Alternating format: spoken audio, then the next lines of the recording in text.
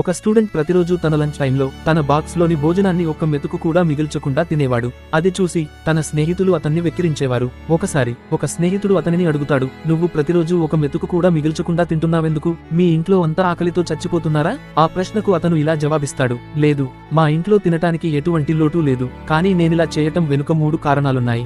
మొదటది, మా నాన్నపై ఉన్న గౌరవం. ఆయన మా కోసం ఎంతో కష్టపడి మాకు భోజనం పెడుతున్నారు. రెండవ కారణం, నా తల్లి. ఆమె ప్రతిరోజు పొద్దున్నే లేచి ఎంతో ప్రేమతో మా కోసం అన్నం వండుతుంది. ఇక 3వ కారణం ఏమిటంటే, పగలు రాత్రి ఎండా వాన కష్టం నష్టం అని తేడా లేకుండా మనందరికీ అన్నం పెడుతున్న మన దేశపు రైతులపై ఉన్న గౌరవం వలన. ఆ పిల్లాడి మాటలు విని అతని స్నేహితులు సిగ్గుతో తలవంచుకున్నారు. ఈ వీడియో చూసే వాళ్లందరికీ చిన్న విన్నపం, ఎప్పుడూ భోజనాన్ని వృధా చేయవద్దు. ఎందుకంటే మనం ఆకలితో పడుకున్న రోజునే ఒక్కొక్క మెతుకు విలువ మనకు తెలిసి వస్తుంది. అన్నాన్ని అగౌరవపరచటం అంటే దానిని గౌరవించమని చెప్పిన మన సంస్కృతిని మనం అగౌరవపరుచుకున్నట్టే. ఈ వీడియో మీకు నచ్చినట్లయితే ఒక లైక్ చేయండి. మీ అభిప్రాయాన్ని కామెంట్